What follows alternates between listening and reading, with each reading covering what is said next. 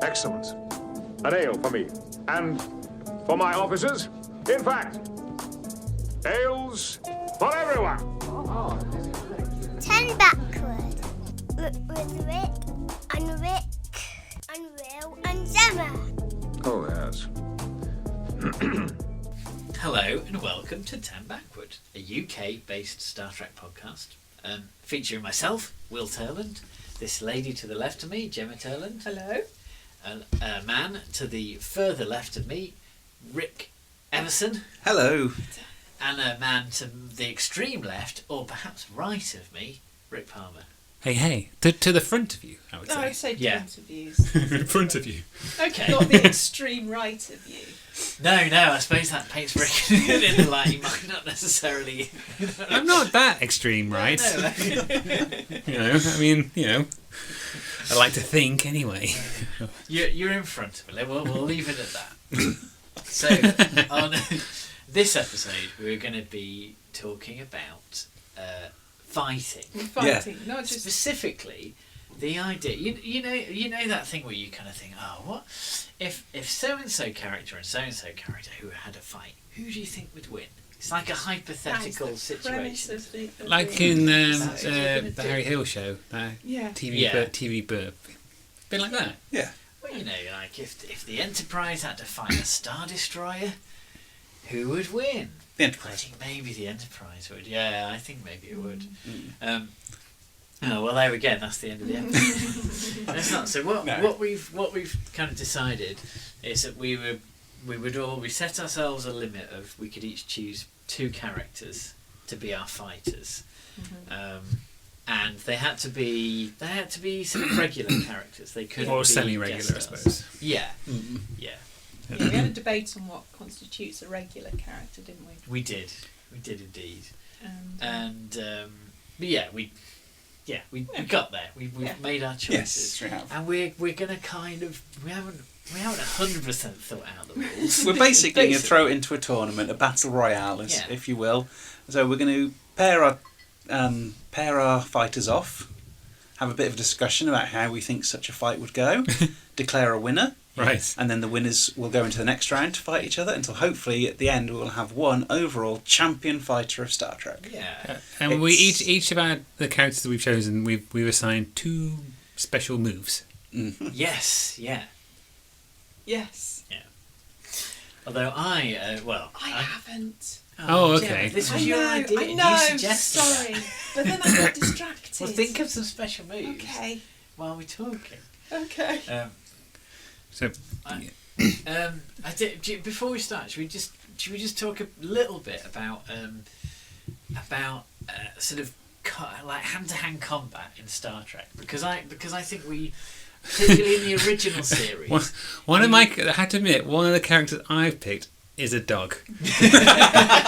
So Oh, Rick.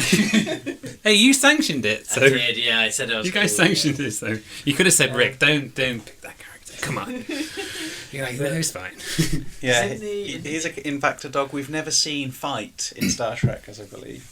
I have given him 2 pretty good special moves. Oh. Because I imagine this more as like an arcade game where you, Okay. where it kind of, Mash those keys. That's all I'm going to Yeah. do. I'm going Fight. to mash those keys. Yeah. So my moves for my characters are a bit more like the move a video game character would have in something like Mortal Kombat. I think we have to allow it because we haven't really set any rules or framework for this episode. So So there's nothing And to also- say you can't. no, and ultimately, well, what's it matter? It's a hypothetical nonsense discussion. Right. Shall but we begin our? What you have more Well, to say? I just wanted to say in original series Trek, we do get a few episodes where there's kind of one-on-one combat. Like there's, is it in Bread and Circuses where Spock fights a gladiator? Yes. There's literal gladiator combat. I mean, it has the And- original series has the classic fight music, right? It does. Yes. And it has kind of the classic one-on-one fight episode where Arena, where Kirk fights the Gorn, and in fact, I'm envisioning that sort of kind of that landscape as to be where these characters might be fighting. Okay. Okay. But that was that works. To me, because one of mine would use the terrain. Oh, okay. Yeah. Because I think that was a bit of a trope of the original series, that sort of one-on-one combat, because in the 60s they didn't have the technology to do sort of massive space battles and stuff, and doing a hand-to-hand combat scene was pretty cheap to do. So like Kirk would get in fisticuffs all the time, wouldn't he, and get his shirt ripped. It's something that actors learn, isn't it? It's what's it called? It's like stagecraft. Like stage fighting. Yeah. Yeah, it's like So, and I think in the 60s it would probably be assumed that most actors know how to throw a punch. Yeah, exactly. And that's like a basic thing you learn in stage school. So yeah, so Kirk would get in a lot of fisticuffs. He would. And throw himself, like throw his entire body at someone. Yeah, he literally turned himself into a missile. Yeah. Not in like a Megatron from Transformers way or anything. Like literally, he just hurl his entire body at an opponent. Yeah, it's effective. And there's an episode where Kirk and Spock famously have a fight, isn't it? What's that episode called? A Mock Time. That's it, of course. Oh, they also have a bit of a scrap in This Side of Paradise, I think. When Spock's been made all happy by spores. Right. Ooh. Yeah. Not spores that propel your ship across vast distances, just spores that make you really happy. But Kirk's like, I'm not having my crew running around and planet being happy. I mean, get them up here, make them mad. I'll start with Spock. And he gets Spock up, makes him mad, they have a fight. Yeah. And then Spock's like, let's make everybody cross, and gets the whole lot of them up. And basically, everyone's happy. Kirk and Spock ruin everyone's good mood. I don't get that episode. What the hell is wrong with them? Miserable bastards. No, it's a good episode. You should recommend it. In a Mock Time, that is a real sort of like gladiatorial scenario, isn't it? Kirk and Spock are it's like a ceremonial fight. Yeah, it's a really great. It's a brilliant episode. It is. Oh, it's a good fight, and that's where I think that's where the Star Trek fight music first. Yes, and in that episode they build that music up slowly. Like you hear that music, but it starts off light and slow, and then it builds up and up and up, and then they fight, and then there's a reason that music is so iconic. Yeah. And then another example I thought of was in Voyager, the episode where the Rock shows up. Is it Sunkatsi? Is it Sunkatsi or something? Yeah, don't ask me exactly how you pronounce it. And the actor who is this is terrible. The actor who is what's his name in DS9, the Klingon. Martok. The actor who is Martok J.G. Hertzler. Is the Hirogen, right? Yeah, I think he is, isn't he? In Sunkatsi. Jeff Combs, who's known for his Wayoon, is in that one as well. Yes, as the kind of fight organizer. It's a great guest star episode, isn't it? Yeah. Actually. Huh. But yeah, that's a very much a gladiatorial one-on-one style fight episode. So it's not just the original series. I can't think of an example where they did that in TNG. Well, I guess maybe Cupid, sort of. They get put in a scenario where they have to fight a bit. Yeah, there's a bit of a battle. It's not exactly the same. It's not a gladiatorial. But yeah, they do keep the fisticuffs to a minimum to an extent, I suppose. Actually, in the Encounter at Farpoint, in Q's 21st century post-atomic horror courtroom, Yard jumps up and does some fairly kick-ass moves, doesn't she? Yeah, she does. Worf's known to throw a punch here and there. Yeah. Oh, actually, there's that the one where Worf and Bashir and Martok are all in a Klingon in a Jem'Hadar internment camp. And Worf has to fight the Jem'Hadar in gladiatorial combat every single day. It's funny that we talk about all these scenarios with these characters, and I don't think we've picked any of them. These are not characters we chose. The fighting characters are not ones we chose at all. That's how we were old. Yes. And also actually in Discovery, I think in Star Trek Discovery we get one of the greatest hand-to-hand combat sequences, if not the greatest hand-to-hand combat sequence in all of Star Trek history, where Emperor Giorgio, Michelle Yeoh, fights Mirror Lorca. Yes. That fight is off the hook. She kicks so high. Yes. She kicks about 10 knives. There's a bit where a knife is flying through the air. She kicks that. Yeah. Incredible. It's really good. It's really good. It's It is. Yeah. Will, I love it when Will gets so enthusiastic about something like it's entirely deserved. Yeah, it's cool when It's not easy. It isn't. It's really hard to choreograph a convincing fight, I would say. And to be fair, I think the fights in the original series are fine. They're a bit slow, but I mean, I think sometimes you see that. I think sometimes people make fun of the fight with Kirk and the Gorn because it's a bit slow. But I still really like it. I still think it's good. I don't think it's. Also, a real fight is actually going to be quite slow. Yeah, definitely. You've got two incredible martial artists. Exactly. And Kirk is a brawler, isn't he? I think and that's how he fights. I think the next sort of fight I would like to see in Discovery, if they did one, was something more like the shows outside of Star Trek. I think have done fights really well are Daredevil. Something like Daredevil and The Punisher, those two Marvel Netflix series, they do that. And the reason they're amazing is because, one, it's all pretty much done in one take, and you see how exhausting it is to fight. Like it's absolutely exhausting to keep going and keep fighting people. And I think sometimes that's what's missing from fights, isn't it? People just keep fighting and it doesn't affect them. But if you were fighting someone for a few minutes, you would be absolutely exhausted. So I mean, I agree with you. I think the fight scenes in Discovery are incredible, but I would like that the next type of scene fights I want to see there are the more down and dirty and brutal ones a bit. Anyway, back to Star Trek. Yes. So shall we each talk about who we chose, which two characters we chose, and why we chose them? Okay. Okay. I mean, I can go first if you like. Please. Okay. So my first choice, weighing in at probably 150 pounds from America in the 23rd century, was Leonard McCoy. Killers! Assassins! All right! I'll kill you first! Nice. Now, do I talk about the moves, or do I? Yeah, this seems like. Why a don't good we keep point the to moves talk. for surprises when we actually get to the fight? So I chose. All right. Yeah. Okay. So now I know Dr. McCoy doesn't come across as a fighter, but there is an episode where he does fight, and that was my inspiration for choosing him, and also something about where his kind of where he works. So so the aesthetics of where he works, Right. and an episode where he fights. Well, he's a doctor, so he's got great knowledge of the body. So if he Wait and find out. If he has to fight, he would fight efficiently. He'd know when to strike, wouldn't he?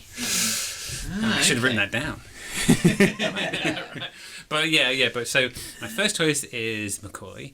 And my second choice, I thought I'd have a bit of fun. My second choice is Porthos.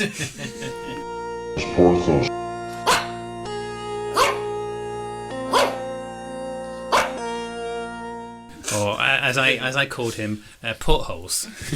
Captain Archer's beagle. Yes. We've not seen either of those characters. Well, have we seen either of them Never seen in a fight? McCoy fight, I'm We've sure. seen McCoy in a fight, Okay. I think, sort of. When he was in a crazy drug craziness in Citizen Adventure Forever. I have a feeling Rick that might be a Rick special move. I completely admit that I chose Porthos because it was a bit of fun. But I do think I've got a couple of moves that work, but they're not technically fighting moves. But it's like a move that, like I was saying before, it's kind of like a video game character move, like special move, and he does it, and it affects the other fighter. You see what I mean? I think these are great choices. Yeah. I think they're the most ridiculous choices maybe that we've had, but I don't think But I think that's positive. I think, well done. Of being brave and choosing. I have to admit, I would like my characters to win through, but if they don't, I don't mind because it's a bit of fun. So Rick Everson, who have you chosen? I have chosen Jadzia Dax. Don't mistake a new face for a new soul, Kay. Because Jadzia Dax kicks ass. LeVar Burton, when directing an episode, nicknamed her Action Barbie because she's just absolutely awesome. She loves to team up with Klingons, and she can hold her own in a fight with most Klingons. Yeah. And she was a gymnast in a previous host. She was. And so she's got 7 lifetimes of... Well, when is Dax? It's 7 lifetimes, right? Or is it 6? Jadzia is 7, I think, yeah. Okay. And she was a murderer. Yes. Oh, yeah. There was that one time she was a host who did murders. So yeah, I think she's got a good chance. She's handy with a battle. Many lives, power. That's a special But she also move. has an immense amount of wisdom and knowledge to draw on that I think is going to be pretty useful. Yeah. I think that's a really sensible choice, actually. And my second choice is Tuvok. A few well-chosen commands to the computer, and you will cease to exist. Okay. Because Tuvok has the strength of a Vulcan, which, although they never made any reference to that at all, and it's variable when we see it. It seems like it's not always remembered that Vulcans have super strength. I don't think they ever referenced it in Mega Voyager, strength, but and he still Picard must have calls it. it something. It's canonical. Vulcans are strong. Okay. So I'm going to say he must be strong. He also is a noted tactical officer. So he's security officer on Voyager. He's got to have some combat training. He's going to be handy with that. So I think they're pretty sound moves. Cool. Pretty sound choices I've made. How about you, Gemma? Who have you chosen? Mine are Scrappy. Yeah. My choice is Scrappy. They've got a deep background in warfare, fighting. Okay. I've got Kira Nerys. I have been fighting for Bajoran independence since I was old enough to pick up a phaser. Yes. She's she's a terrorist. Yeah. Kind of terrorist background. So she's had a tough life. She's had a tough life. She if she's backed into a corner. Oh yeah. Put your money on it. Exactly. Yeah, she's fierce and stubborn. Yeah. And she'd fight dirty. She would. Yeah. And Miles O'Brien. Scalloped potatoes, mutton shanks, oxtails and cabbage. Oh. Yeah. I thought you must have Mott the Barber. Beg your pardon. You said one of your characters had a background in warfare. Wow. Gosh. That was... Thanks for coming to the podcast, Ouch. Dad.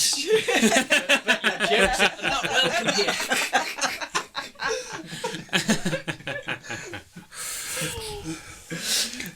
Sorry, please continue telling us about Miles O'Brien.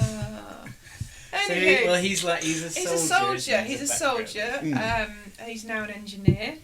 He combines those two skills beautifully in one episode when he has to take. He can take a lot of punishment. He takes a lot of punishment. Garrick, doesn't he? He does. Defeats Garrick. Defeats Garrick in his crazy killing persona.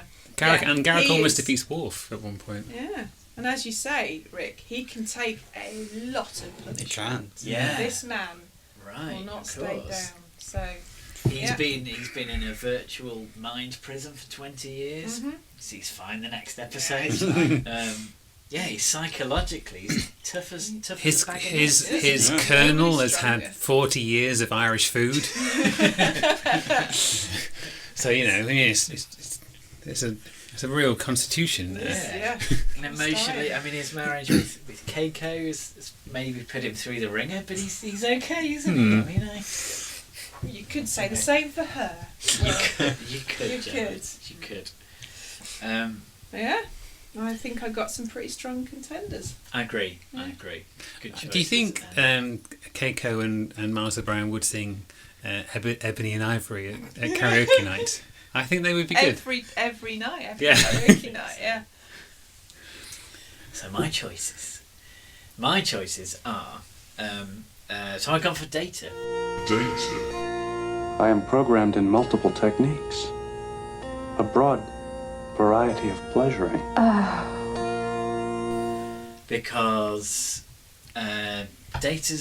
Data's bulletproof, as we see in Star Trek First Contact. He literally gets machine gunned in the chest, and he's bulletproof. Plus, he's super tough. He's a super tough android. There's an episode, can't remember which episode it is, but there are Klingons on the Enterprise, and one of the Klingons repeatedly headbutts him and knocks himself unconscious. You're thinking of The Chase. That's exactly what I'm thinking of. Yes. So that's how tough Data is, and he's got some moves on him. And he can throw someone. He with can the throw. best of them. Yeah. He's really strong. So I think he's a good contender in this. He does an a sort of arm wrestling style challenge as well with a Klingon, doesn't he? Yeah, Same episode, yeah. Because okay. when the Klingon loses that, he just stands up and then headbutts and then bounces off him onto the floor. Data just stands up, looks over the table, and tells him what his spinal support column and skull are made of. My only worry with Data, and I probably shouldn't be revealing this weakness, is that he can be switched off. He's got an off switch, hasn't he? Which Geordie knows about, but none of you guys picked Geordie, so I think it's okay. Surely Miles would know. He'd figure it out, wouldn't he? And doesn't Dr. Crusher know? Dr. Crusher and Riker. Knows, yeah. Oh, damn it. Well, you haven't got Crusher or Fairly Riker. common knowledge, I think. So a doctor would know, I think. Yeah. There was another thing I was going to say about Data, but I'm going to hold that back because it's one of his special moves. Surely if any of us got a character who can use Wikipedia, they can find out about the off switch. Yeah. Plus, I think Data can just learn like any martial art by just Googling it and absorbing it. He learns dancing really quickly. Dancing's like a martial art. I don't recall an episode where it's canon that he has learnt any particular martial art. I'm looking to you, Rick Everson, to say. I don't recall that about. Damn it! Because I would have made him a better choice. Yeah. But I think you've made a convincing argument. If he learnt dancing in like 5 minutes. Yeah. Yeah, Picard never invited Data to the Rush Hour holodeck program, where Picard is Chris Tucker and Data is Jackie Chan. So my other choice is a little bit left field. It's Guinan. Drink your prune juice. Now, Guinan is a mystery wrapped in an enigma, wrapped in a hat. Wrapped in like a circle hat. Yeah, and she's okay. So first of all, she's a barman, a bar lady, but they're always tough, right? She knows some kind of space kung fu. I believe it's established that Q is afraid of her. She does her space moves, and Q can't do something, right? Yeah. So she's Q kind of backs off. She's like, she raises some claws like a cat. What is that about? We don't know, but it's on screen, so it's canon. And I just think, also, we know that it's established in yesterday's Enterprise that she is pretty confident that she could ruin Worf in the bedroom.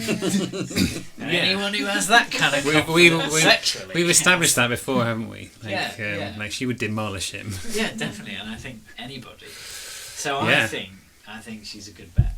Right. So shall we get ready for round one? Let's do it. So we've numbered the characters. Yep. And now we're going to make a random selection. So round one will be between number one. Number one is Kira. And number one. Number one. 6. Number one. And number 6 is Tuvok. Kira and Tuvok. So what do we So who do we think would win out of Kira and Tuvok?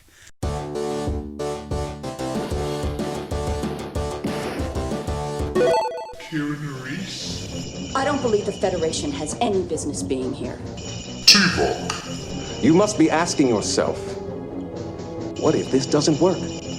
Challenge was given and lawfully accepted. It has begun. Let no one interfere.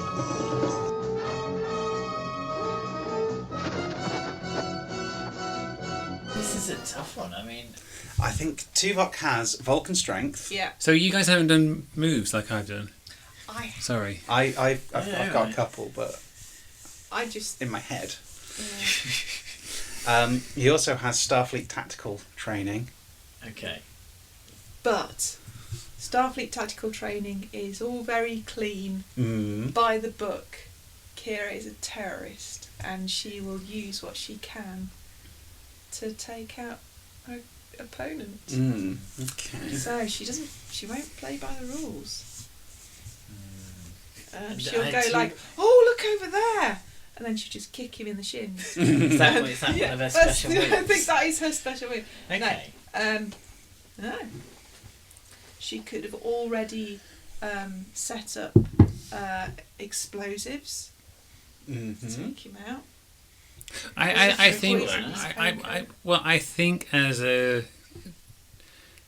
think Kira would be able to work out how to deal with a Vulcan in terms of so Tuvok's logic, and they could end up being his own enemy, because I think Kira might be able to think better on a feet than Tuvok. Yeah, I agree. I think maybe because Tuvok's logic. Kira would know not to go up against Tuvok hand to hand combat, because if we're going with Vulcan mega strength, she wouldn't do that. And plus nerve pinch, so you mustn't get close. Yes. Yeah. But she's used the whole thing with Kira. She was a terrorist. Yeah. She was a Bajoran terrorist fighting Cardassian. Fighting against overwhelming odds was their raison d'etre, really, wasn't it? Tuvok was undercover with the Maquis, though, so he would also have some smarts. And if he knew he was going up against a Bajoran terrorist, maybe he would know how the Bajorans fight. Maybe fought, he's familiar with the Bajorans, isn't he? He is, yeah. So he would have that knowledge, actually. Oh, that's interesting. I think it's pretty close. Like it is, yeah. I do as well. I think it's really close, but. She has the tenacity. I don't know. I'm worried.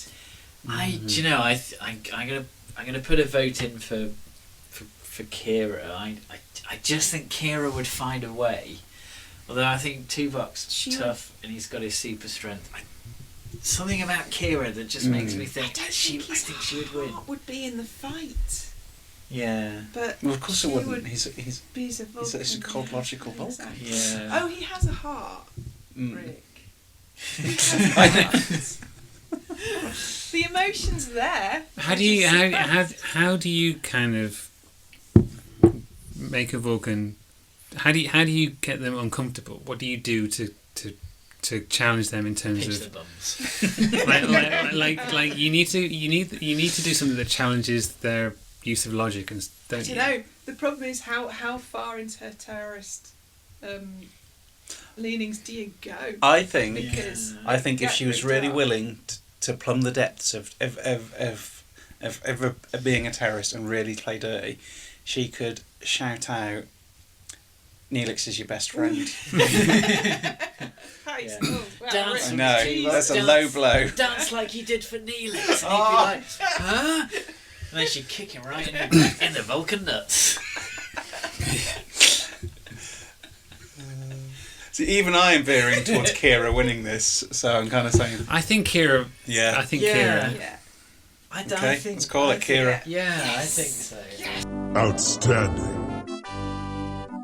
Don't ask my opinion next time. So Tuvok. I came unprepared, yet still I'm the victor. That's Just how like Kira. That's how Kira would arrive to her fight. I think she would find some way of getting through Tuvok's skill set. Yeah. She'd bring a phaser to an ice. She fight. would. That's what she would do. Yeah. Okay. And maybe no other character that we've chosen would. So Next bag then. Okay. Number 4. Oh, so number 4 is Porthos. Oh, here we go. Versus number 8. Data. Porthos versus Data. Okay.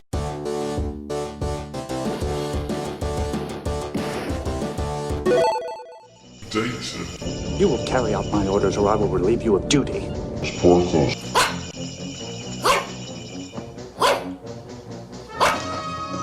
challenge was given and lawfully accepted. It has begun. Let no one interfere. Okay, I need to know Porthos' special moves.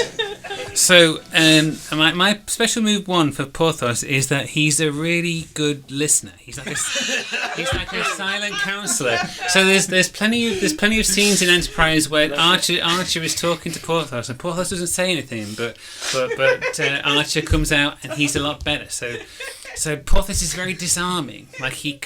Data does babble though. This could Data could open up to Porthos. Could he actually overwhelm Porthos' listening ability? Because embraced the pet.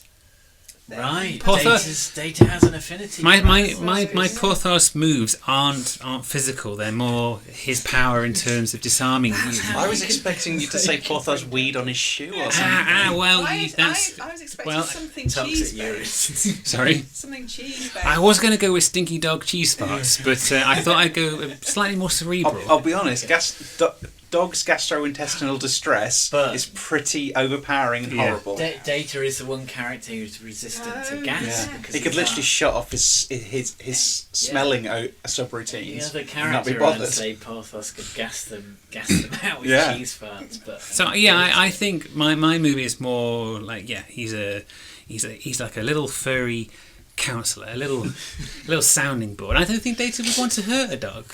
I don't think I don't think more like an adorable. The problem is my first special move for Data is that he's got an inflatable penis, which is established in Insurrection, in that ridiculous scene where he falls in the water and he bobs to the surface and informs everyone that he's an inflatable in such a situation. Can't remember what line he has, but we all decided from the. In the event of a water landing, I'm able to function as a flotation device. Yes, and from the position he is in the water, it has to be his cock and balls which have inflated. But that could just be a chew toy to Porthos, couldn't it? Exactly, and Porthos would bite it and it would burst. Guys, I don't think it's inflated. Do you remember we did that episode with the astrobiologist that was so educational and insightful, and now we're talking about Data's inflated penis? Fighting Porthos. I hope he's not listening to this. I don't think Porthos listens to our podcast. Who would it be effective against, though? That is a good point. I don't know why I chose that as a special move. Should have done something like Data's really strong. His other special move is he's bulletproof, but Porthos doesn't have a gun, so this is difficult. I actually, in all seriousness, and I don't know why we're talking about this seriously, I think Data would have a problem with fighting Porthos because of Spot. I don't know if it was. I guess Data has the ability to be kind of logical, and if Porthos was some kind of obstruction to him, you could just. I don't even want to say you could just kill him. Horrible. But I don't know that he would. I think Data would have a kind of not a sense of honour, but I think his kind of he must have an ethical subroutine that says, I can't murder a dog. Also, he'd probably be quite confused as to why he's been asked to fight this tiny dog. Yeah, he would. But he'd open up to Porthos about his confusion. So basically, Data's just going to end up sat down with Porthos sat on his lap, petting him. Yeah. Are we just going to eliminate both of these people from the tournament? Could be a draw. I don't know. I think Porthos wins this one because I want to see Porthos go through to the next event. Also, if the winner got cheese, Porthos would destroy him. Yeah. I think Data would stand down. I think it wouldn't be a fight. I think Data would just surrender. That's right. Kind of like a buy. I think so. A buy into the next round. Yeah. What do you guys think? I mean, I agree with you. Data hurting the dog. I mean, I agree. If it came down to the nuts and bolts, I think Data would win. but in terms of the characters, I think perhaps Data would have a problem with fighting a dog. Such an unlucky dice roll, because any other character, Data would have torn them a new arsehole. Instead, he stood down and he's stroking Porthos very gently. He's got a cross through it on the board. Right. Porthos has a little tick. Impressive.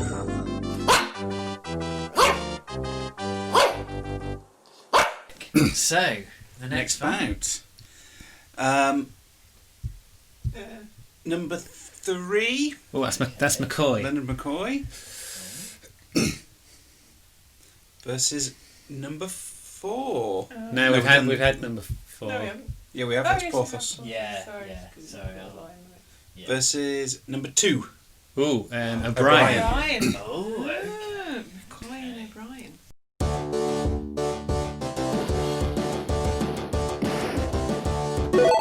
Leonard McCoy. Where are you going to look for Spock's brain?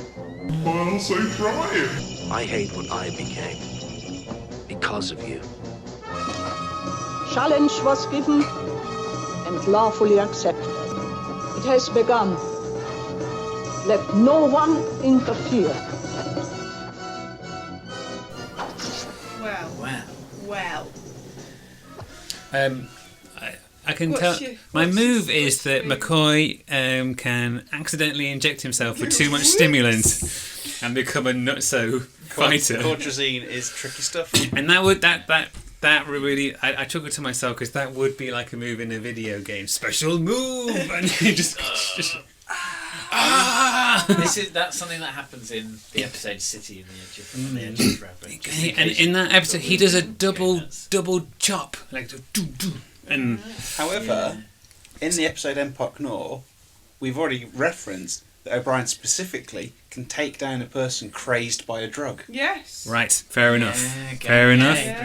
My second move is that McCoy can use his skull collection in where he works. He throws skulls. Again, that's like another video game move. What's great about that is I was not expecting that.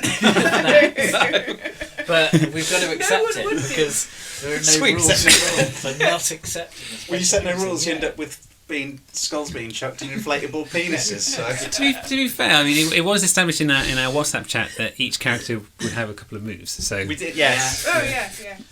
But yeah, so those are my 2 moves. I mean, I didn't even bring Tuvok out, and I had thought even with the skulls and the accidental power up moves, I think O'Brien would win.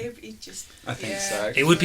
I mean, those things would affect O'Brien, but like you say, he dealt with crazy Garrick. And he's a seasoned fighter, veteran of 2 Cardassian wars.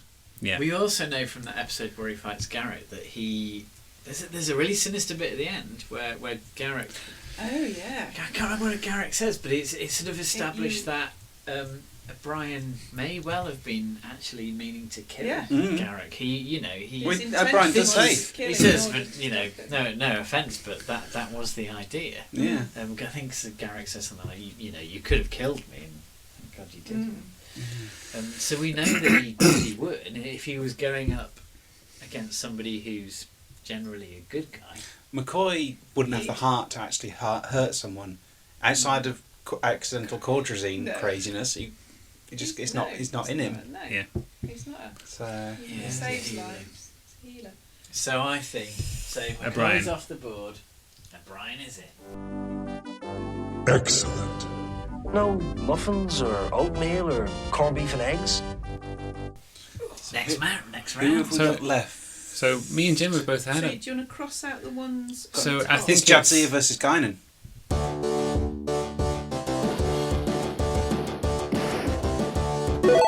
Jadzia Dax. Don't shout across the room. If you want to gossip with us, then come down here. You're a pitiful excuse for a human. The only way you're going to survive is on the charity of others. Challenge was given and lawfully accepted. It has begun. Let no one interfere. This is good. This is a good bout because they're both had long lifetimes, haven't they? They have, and they're both wise. Yeah, they've both got accumulated wisdom. Okay, so Guinan's really good at kind of, she reads people really well, and she can teach someone a lesson in combat, because she's in a fencing match with Picard, with the one with Hugh in it, Iborg, and she teaches him a lesson about how to deal with people in a fencing match. Yes, and I think she's better at fencing than Picard is. I think she owns Picard at fencing. Plus, she knows some kind of mysterious space kung fu that even Q is afraid of. And my special move for Guinan, I've only chosen one special move for Guinan because I decided she only needed one, and it's this: I'm fucking Guinan. That's all I have to say on the matter. I think Guinan. I don't think Jadzia. I don't know. Guinan would go at her. Wouldn't she? I think if Guinan had to fight to survive, Guinan would survive. Yeah. Jadzia regularly can fight a Klingon to a standstill. Oh yeah. But I can't help but think that they would just stop fighting and just end up just talking. I think that there'd be minimal fighting and they'd end up in 10-Forward having a drink. Yeah, totally. Yeah. I think they'd be swapping stories of crazy, outrageous past exploits. And it's hard to imagine them fighting. Yeah. But we must. Okay, so my feeling how this would go is, as we said, they just end up going back to 10-Forward, having a few drinks, and then when it came down to which of us is going to the next round, probably Guinan would just send Jadzia through because Guinan wouldn't want to go and do the fight. I think if they ended up in 10 Backward having a few drinks, Guinan would drink Jadzia under the table. Oh, there is that. Jadzia would be trashed, yes. even though she could probably take anyone else. She could handle. Yeah, I'd say she could. We've drink anyone else. seen her hungover though. Yeah. After okay, looking at that point, and she would win a battle, but she'd be able to drink anyone under the table. Yeah. All right, Guinan wins. I vote for Guinan. That means both my fighters are out. Sorry, man. I made poor choices. Well done. Must be terribly frightening for you. So we are left with Kira, O'Brien, Porthos, and Guinan. Okay, numbering them across the board 1 to 4. So I'll redo. Right. So Kira is 1, O'Brien is 2, Porthos is 3, and Guinan is 4. Okay. So, number 4, Guinan. Ooh. Okay. Ooh. Okay. Versus number 3, Porthos. Right.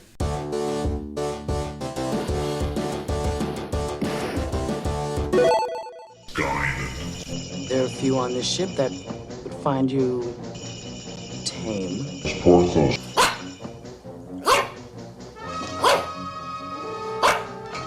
Challenge was given and lawfully accepted. It has begun. Let no one interfere. This isn't really weird. Well, all matches with Porthos are a little bit. They're both unofficial counsellors, I would say. So they're both listeners. Yes. The Alarian, Guinan is an Alarian. They're a race of listeners. They're both batshit crazy choices. Porthos is a dog. We don't know how Guinan feels about cheese. Yeah. I don't know. I don't know. This is a tough one. I can't see Guinan punching a dog. My second move for Porthos is that he can cause diplomatic incidents by weeing on trees. But this was another video game move where it's like diplomatic incident and you go and like the opponent's life force goes. That's good. So I don't know. My argument against that would be is that Guinan Guinan's lived a long time. She's been through her fair share of diplomatic incidents. A wee tree. I think I have to admit, I think Porthos would love Guinan. I think they're a good match. They get on. Yeah. I can't see Porthos would be happy just chilling out at 10 Forward and getting some treats. I think this might. Do you know? Guinan wouldn't fight Porthos. She just wouldn't want to. No, and she would. Because who would? So what would happen? And this isn't really in keeping with the rules of the game, but also there aren't any rules in this game, so I think it's fine. What if they both go off the board? What if they both become friends? Porthos becomes Guinan's loyal companion. Say unfortunately Archer is no more. I don't know. Guinan it did easily outlive Archer. Oh yeah. Guinan was around then, obviously. Yeah. So and maybe not too far from Earth. So maybe it's fair to say Guinan and Porthos would be buddies. They both refuse to fight. Maybe someone has to go through from the round for the sake of the game. I don't know, because that leaves Kira fighting O'Brien. But they're kind of they're kind of a bit into each other, aren't they? So my goodness! Yeah. Well, I tell you what, shall we? I think we maybe have to toss a coin. Okay, fair enough. For Guinan and Porthos, because none of us want to entertain the idea of Guinan punching the dog. Have any of us got a slip of gold press latinum to toss? I've got a 2p coin. So shall we say? Okay, heads Porthos, tails Guinan. Yeah. Well, okay. Surely it should be Tails. Porthos. He has one. Porthos. They both have heads, but only Porthos has a tail. Heads. Well, actually, we assume it's never confirmed. Guinan may have a tail, for all we know. Yeah.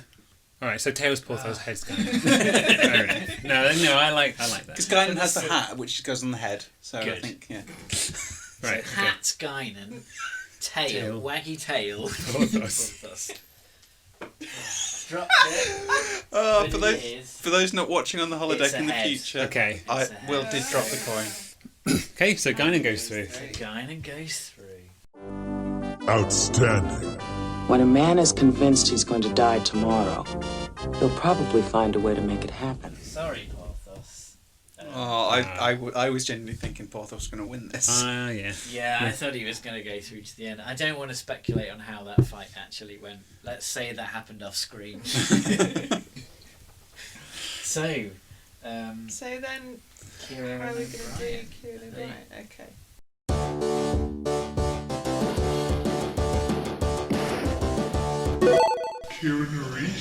People can find a way to justify any action, no matter how evil.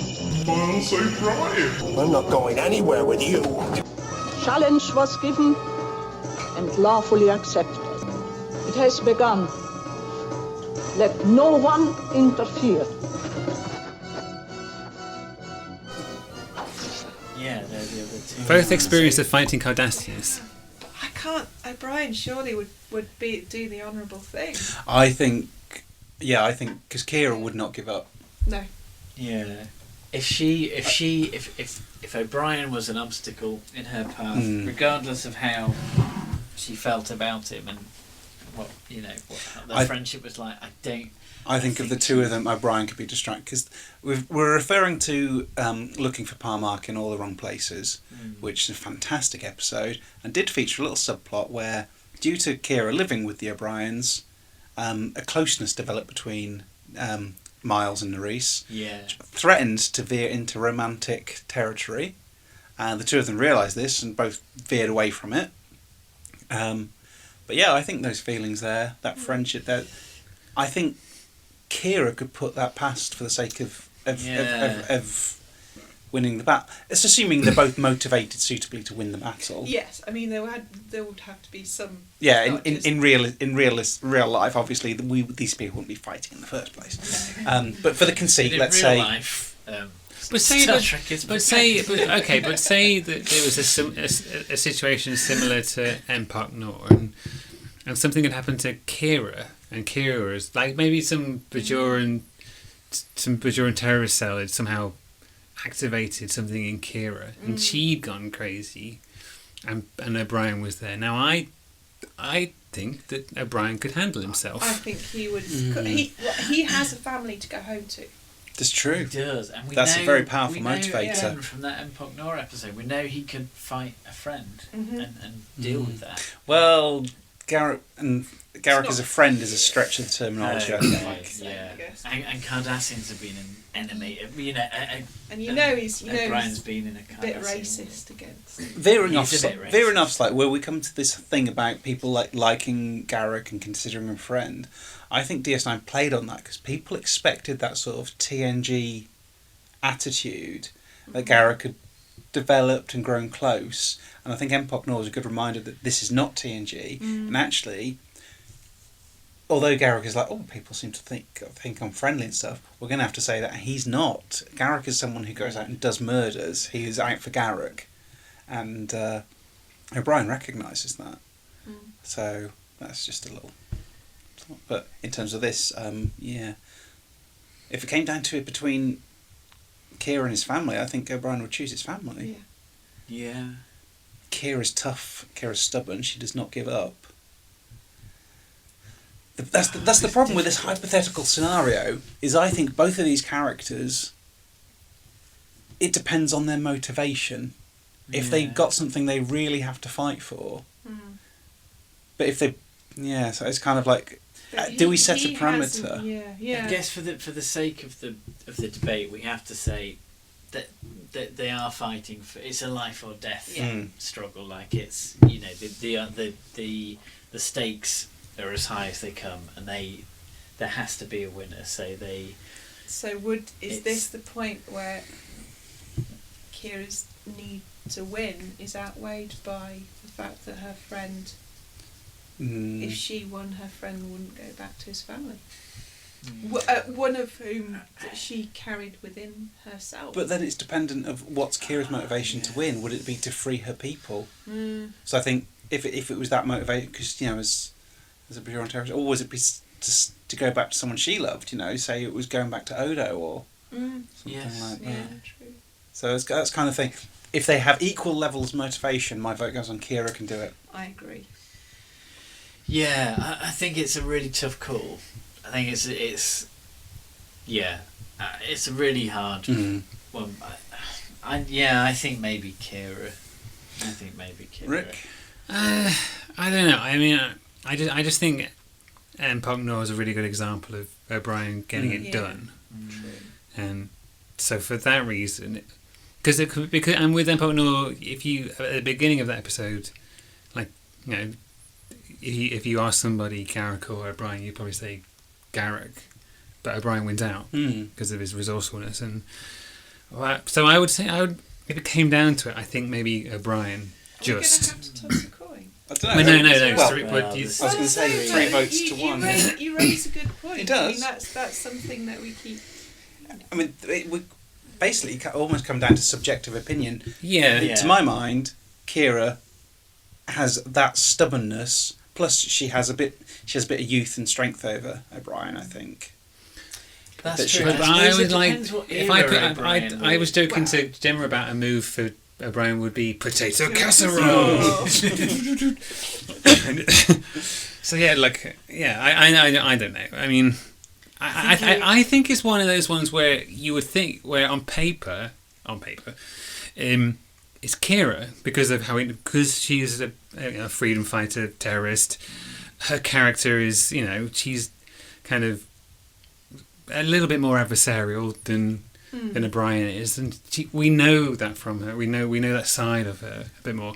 We don't know that side of O'Brien as much. We have seen. But we have seen it. And he is resourceful, and he does have a lengthy background in. He's fought he's fought in a war with the Cardassians, so I don't know. I would go with O'Brien. But so did Kira for entire life. True, but I mean, I would go with O'Brien just because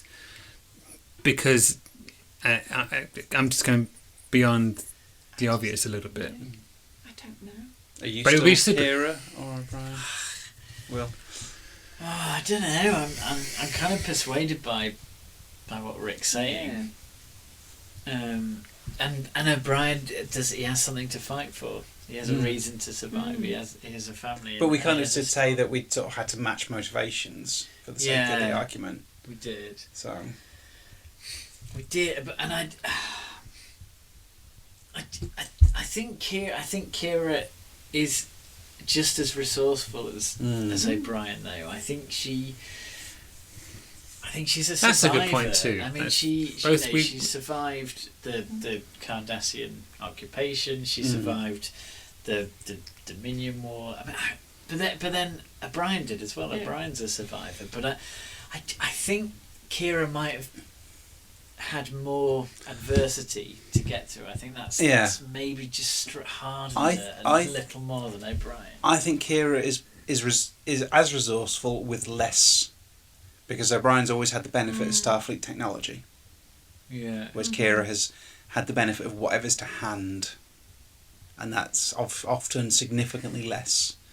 So that's my feeling. Where you could match their resourcefulness, I think they have had a difference of material available for that resourcefulness, and so Kira can do more with less.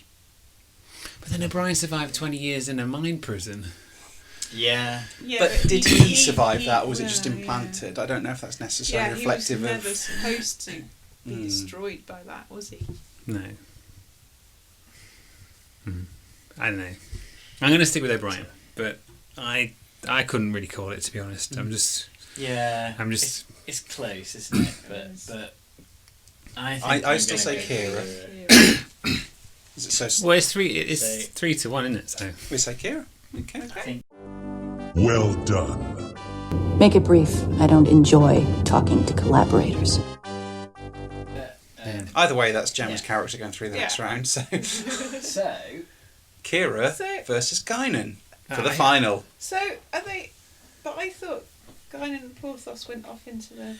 No, we tossed a coin. Oh, of course we did. Yes. Tails. I should have stuck with heads, shouldn't I? I called heads initially, and then I was won over by tails for a dog. Because Porthos has a tail and Guinan wears a hat on the head. We have to go with the poetic. So Guinan versus Kira. Final round. Fight! Kira Nerys. Personally, I think you all got off too easy. I've heard a lot of people talking down at 10-Forward. They expect to be dead in the next day or so. Challenge was given and lawfully accepted. It has begun. Let no one interfere.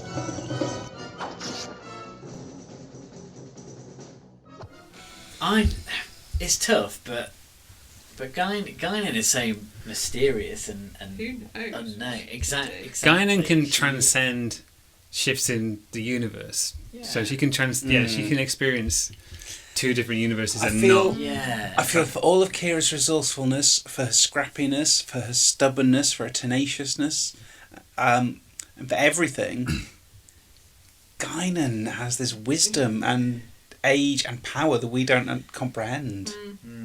So she survived the Borg. Yeah. The Nexus. Mark Twain. Madam Garden. She can. Q's afraid of her. Yeah. She can smash Worf in the sack. That's canon. That's foreplay for a Klingon. Yeah, it is. Yeah, getting smashed in the sack. It's depressing me a little bit that we could not decide Guinan could take on Porthos, but we're so clear that she could take down Kira. Yeah. Well, that's the power of Porthos, Huey Lewis's lesser known song. That's the power of Porthos. Basically, don't want to talk about someone killing a small dog. No, but we're happy to talk about Whoopi Goldberg murdering Kira. That's fine. She was a nun. No, she wasn't. She pretended to be a nun. You're right. To be a nun. That's another reason why she wins, even though that's not her character. Plus, another special movie. Well, actually, Kira does show deference to religious figures. Oh yeah. So if we did break universe and bring in her character from Sister Act, that could be an advantage. Another special move for even though I said Guinan only had one special move, which is I'm fucking Guinan. Her other special move would be she has a bowler hat like Objob. Well, she has like a lined hat like Objob, and she throws it, and it would take Kira's head off. And then she'd stand atop Kira's decapitated body, shouting, "I'm fucking Guinan!" And I just think that's how the fight would go. Oh dear! I really do. I think. I vote for Guinan. You're going to have to after that speech. I think there's no other way that we can go with this. I know, it's pretty powerful. So what do you think? Is that unanimous? Is Guinan the victor of the massive Star Trek... I don't know. All I can say is let's make sure history never forgets the name Guinan. Flawless victory. Have always, and I've said this, I've always admired you people. Nuns, I mean, you know, you're so Catholic, you know. Hooray! Guinan wins. Wow. Oh, guys, that was a lot of fun. I know. I love that we went from the patently ridiculous inflatable penises to quite serious discussions about Kira and O'Brien. We got quite in depth there to just plain like we have no idea who could win out of Porthos and Guinan. It was definitely a varied little episode. Yeah. And we've never done an episode quite like this on 10Backward. Well, we've talked a lot of nonsense on 10Backward. Yeah, which is very much this episode. But in terms of content, I think this was one of the most important episodes that we've done. I think if you want to be educated in the world of hand-to-hand combat, this really they'll be playing this episode in martial arts universities because they exist. I've imagined them. They must be real for years to come. Martial Arts University should be a film, I think. Yeah. That'd be great. Gonna BA Armsy kicking your ass. That would be like the tagline. Yeah, and with Chris Tucker. Always with Chris Tucker with you. I know. That's my favourite reference for like a slightly jive character in a kung fu setting, you know, because of the Rush Hour movies. And a lot of the film concepts we come up with, it does feel like Chris Tucker might be the actor that would go for it. Is he in that bad a state? Career-wise, he hasn't done much since Rush Hour 3. No, I know he was really well paid for the Rush Hour movies. Maybe that's it then. Well paid. So, I imagine he doesn't really need to work anymore. Maybe not. Anyway, please feel free to throw any of your ideas for other combat situations for the characters at us. We'd love to see them. I think this has been a really successful episode. If there was enough feedback on this episode where people wanted us to do a round 2, and they had some suggestion, I can see in Rick's eyes that he is not on board with it. No, actually, but it's on the podcast. It's canon now. Yeah, no, actually, it could be something we'd revisit. There's a lot of characters to choose from. Yeah. So, please let us know if you have any sort of desired fights you'd like to see us chat through. And if you don't worry about it. We won't revisit. No, we probably will revisit. But you know, no one's making it listen. Thank you very much, listeners. Yeah, thank you very much. You enjoyed that very silly episode. Yes, thank you very much. Thank you. Yeah. Thank you. Bye. Bye. Bye. P.S. Don't fight. Do you realise how incredible this is? It's tradition. You ever noticed her bum? What? Her bum. Oh no! I will say fewer things. Okay. Enough of this self-indulgence. Thank you so much for listening to our podcast. If you want to get in touch with us, our website is www.lowerdexradio.co.uk. You can reach us on the Twitters at 10Backward, 10 being the number and backward being the word backward.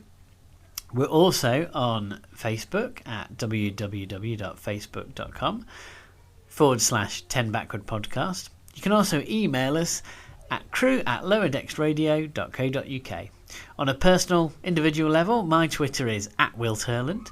Rick Everson's Twitter is @TrekFanRick. And Rick Palmer's Twitter is @Mr. Imhotep. Hi, thank you again for listening to the podcast. I hope you enjoyed it. If you did, you might consider supporting us. We now have a Patreon where people can pledge small amounts to fund our ongoing projects like keeping our website up to date, new audio equipment as we're going along, and potentially opportunities to expand our content. You can go look at this at patreon.com/lowerdexradio. If you don't feel you can donate but would still like to support us, we would love it if you could subscribe to us, or however get your podcasts through iTunes, Stitcher, Google Play, or we're on various third-party apps. And if you could leave us a review on any of those, that would be fantastic and would be very appreciative. Thanks again for listening, and please tune in for more podcasts from the 10 Backward crew. Laddie, don't you think you should rephrase that? 10 Backward. 10 Backward.